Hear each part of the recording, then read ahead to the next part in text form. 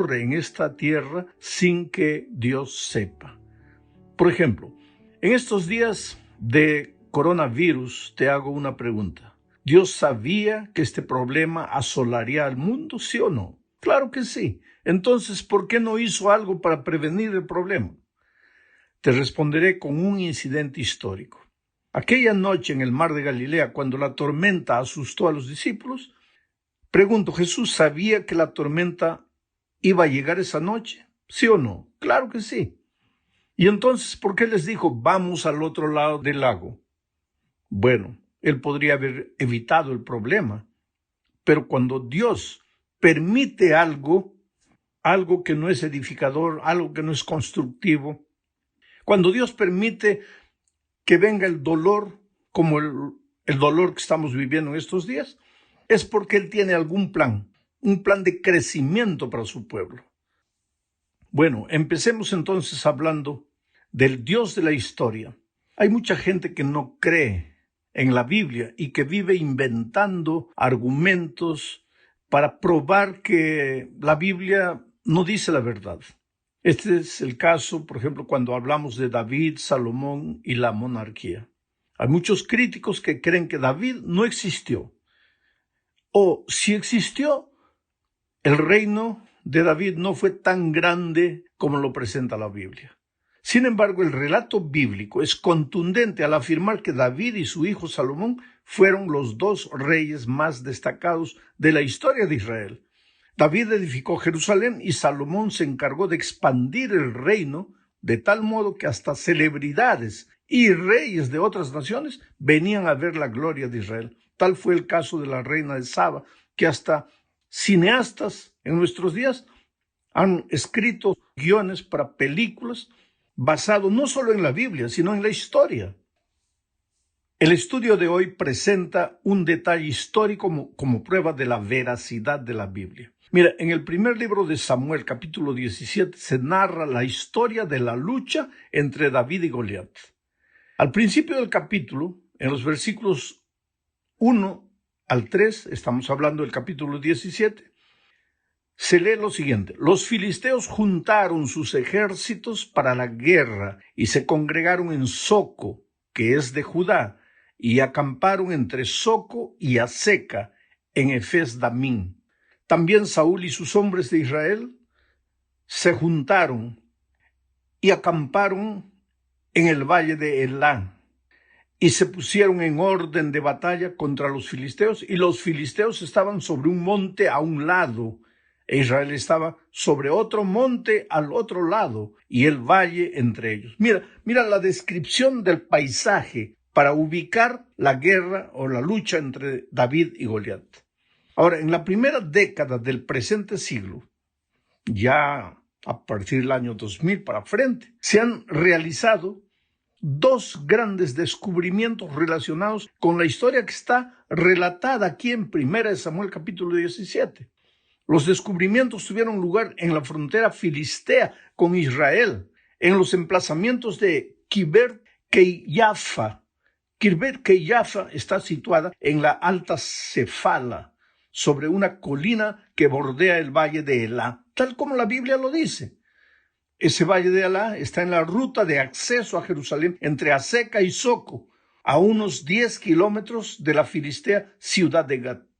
O sea, la Biblia narra así, porque ya lo leímos. Y hoy día los arqueólogos están probando que es así.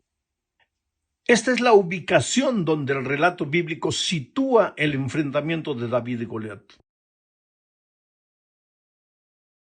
Los arqueólogos Joseph Garfinkel y Sarganor iniciaron las excavaciones en Kiberet Keiyafa en agosto del año 2007, hace poco tiempo relativamente, y desde entonces han desenterrado una ciudad fortificada del tiempo del rey David. Esa ciudad tiene una muralla de 4 metros de ancho, tiene 2 muros paralelos unidos por muros transversales, formando compartimientos, con 2 puertas, por las que sus excavadores, entre otros datos, la identificaron como la ciudad de Saraín, que está mencionada en 1 Samuel 17:52. ya que este nombre significa en hebreo literalmente dos puertas. O sea, los descubrimientos arqueológicos de nuestros días prueban lo que la Biblia decía. Existieron las ciudades, y si existieron las ciudades con el paisaje descrito de manera minuciosa como lo hace el autor del libro santo, entonces, ¿cómo es que la historia de David, de Goliat, no puede haber sido real? Si hoy día la ciencia está descubriendo que esos lugares son reales. Están mencionados en la Biblia, pero están en la geografía de esta tierra. Vamos ahora a la segunda parte. Veamos aquí el caso de Isaías, Ezequías y Sennacherib. En Isaías 36, 1 y 2 se lee lo siguiente. Aconteció en el año 14 del rey Ezequías que Sennacherib, rey de Asiria, subió contra todas las ciudades fortificadas de Judá y las tomó. Y el rey de Asiria envió al Rabsacés con un gran ejército desde Laquis a Jerusalén contra el rey Ezequías y acampó junto al acueducto del estanque de arriba, en el camino de la heredad del lavador. Esta es una narración que está en la palabra de Dios, ya mencionamos, en Isaías capítulo 36, 1 y 2. Pero en Isaías 37, un capítulo después, los versículos 33 al 35, Isaías profetiza en nombre de Dios para el pueblo lo siguiente. Por tanto, así dice Jehová acerca del rey de Asiria. No entrará en esta ciudad, ni arrojará saeta en ella, no vendrá delante de ella con escudo, ni levantará contra ella baluarte. Por el camino que vino, volverá, y no entrará en esta ciudad, dice Jehová, porque yo ampararé a esta ciudad para salvarla por amor de mí mismo y por amor de David mi siervo. O sea, la profecía decía que Sennacherib iba a venir contra Jerusalén, que iba a conquistar muchas ciudades, inclusive Laquis, la ciudad de Laquis, pero que no entraría a la ciudad de Jerusalén. Y todo se cumplió. Porque mira, el año 701 a.C., Sennacherib hizo una campaña contra Judá. El mismo Sennacherib registra este hecho. No es solo Isaías que lo registra, sino Sennacherib también. En sus análisis históricos descubiertos en la ciudad capital de Nínive, ahí Sennacherib, en esos análisis históricos, alardea lo siguiente: 46 de sus fuertes ciudades amuralladas e innumerables pueblos más pequeños y los alrededores sitié y conquisté. Él mismo escribe. Pero la Biblia decía que efectivamente él iba a llegar, iba a conquistar muchas ciudades. Entre esas ciudades derrotadas estaba Laquis. Ahora, las recientes excavaciones de Laquis han descubierto los escombros de destrucción masiva de la ciudad después de que Sennacherib la incendiara. Pero Jerusalén se salvó milagrosamente y la Biblia ya decía que eso iba a ser así. Y la historia no prueba que Sennacherib haya invadido Jerusalén. Tomó varias ciudades judías, tomó inclusive Laquis, pero no tocó Jerusalén. Es cierto que Jerusalén fue sitiada, pero la Biblia registra que el asedio duró solo un día, ya que el ángel del Señor liberó a Jerusalén. O sea, nuevamente aquí se prueba que la Biblia tiene razón. Vamos ahora a la tercera parte. Veremos aquí algo con relación a Daniel, Nabucodonosor y Babilonia. En julio del año 2007, un académico de la Universidad de Viena estaba trabajando en un proyecto en el Museo Británico cuando encontró una tablilla de la época de Nabucodonosor, rey de Babilonia. En la tablilla encontró el nombre Sarsequim, el nombre de un funcionario babilónico mencionado en Jeremías 39:3. Sarsequim es uno de los tantos reyes y oficiales que gracias a la arqueología se han descubierto desde la época de Daniel y de Nabucodonosor. La ciudad de Babilonia era enorme, con más de 300 templos, un palacio extraordinario, estaba rodeado de enormes paredes. Las paredes tenían 8 puertas principales, todas ellas con nombres de las principales divinidades babilónicas. La más famosa era la puerta de Ishtar, excavada por los alemanes y reconstruida en el Museo de Pérgamo en Berlín. Ahora, en Daniel 7:4 se describe a Babilonia como un león con alas de águila. El camino procesional, mira, que conducía de la puerta de Ishtar, está recubierto con imágenes de 120 leones. También durante las excavaciones se encontró la imagen de un enorme león que se abalanza sobre un hombre. Todo esto testifica del león como símbolo apropiado de Babilonia la Grande, que Daniel lo había mencionado así. Entonces se confirma la historia bíblica y su mensaje profético. Hay mucha gente que duda de la Biblia como historia. Dicen, no, que Daniel no existió, que existió antes, que existió después. No, que Sennacherib no existió. No, que esto no existió. Pero la historia, los descubrimientos arqueológicos prueban que la veracidad de la Biblia, aunque la Biblia no es un libro de historia, todo lo que cuenta, todo lo que narra, hoy día la ciencia puede comprobar que es verdad. Hablemos ahora del Jesús histórico. Esta es la cuarta parte. Mira, los críticos afirman que Jesús nunca existió y que los relatos de los evangelios no pueden ser comprobados por la historia. Sin embargo, la historia muestra que, por ejemplo, Caifás, que era el sumo sacerdote que instigó a la conspiración para matar a Jesús, Caifás fue un personaje real. Y si fue real Caifás, fue real Jesús. Flavio Josefo, el historiador judío, registra la veracidad de la existencia de Caifás. Por otro lado, en 1990 se descubrió una tumba familiar al sur de Jerusalén que contenía 12 osarios, huesos, cajas de huesos. Las monedas y la cerámica de la tumba indican que esas cajas de huesos eran de alrededor de medianos del primer siglo después de Cristo. Una de esas cajas lleva el nombre de José, hijo de Caifás. Quiere decir, muchos eruditos creen que esta fue la tumba y la caja de huesos de Caifás. Entonces, si Caifás existió, Cristo también existió. Más todavía, en 1961 se encontró una inscripción con el nombre de Poncio Pilato, prefecto de Judea bajo el emperador Tiberio. En una piedra del teatro de Cesarea Marítimo, que fue encontrada, ahí estaba el nombre de Poncio Pilato. Por lo tanto, la historia corrobora algunas de las principales figuras que rodearon la muerte de Cristo. Y si todo esto es verdad y la historia puede probarlo hoy, la arqueología puede probar, entonces Cristo también existió.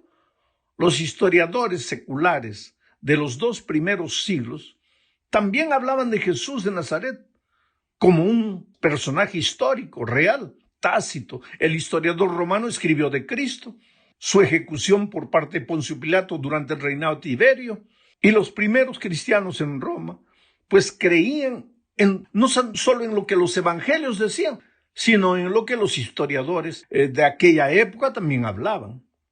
Plinio el Joven, un gobernador romano, le escribió en el año 112 al emperador Trajano y le preguntó cómo debía tratar a los cristianos.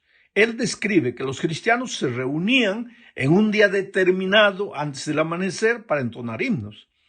Estos descubrimientos arqueológicos, queridos, y fuentes históricas nos proporcionan un marco extra bíblico para probar que Jesús fue un ser real histórico, que era adorado en los primeros 50 años después de su muerte por los cristianos, que lo aceptaban como el Dios hecho hombre.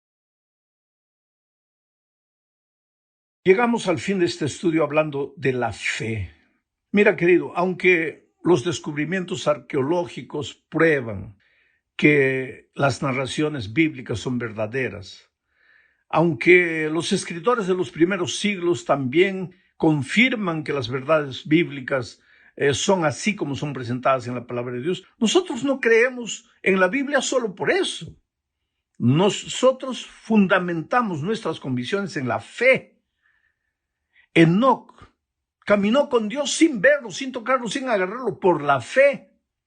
Noé construyó un arca por la fe. Nunca había llovido hasta los tiempos de Noé.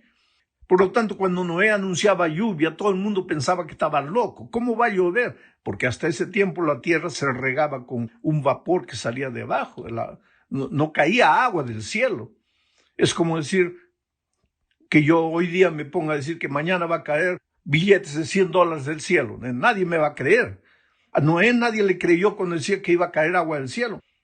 Pero él construyó el arca por la fe, no por evidencias, no porque la arqueología dijo, no porque el profesor dijo, sino porque la palabra de Dios vino a él y le dijo, y él creyó en eso. Abraham, otro hombre de fe. ¿Por qué salió de su tierra? Por la fe, sin saber para dónde iba, creyendo en la palabra de Dios. ¿Qué mérito tiene creer en la palabra de Dios solo porque tus ojos han leído algo que te prueba que arqueológicamente esto es correcto? No, eso no es mérito ninguno.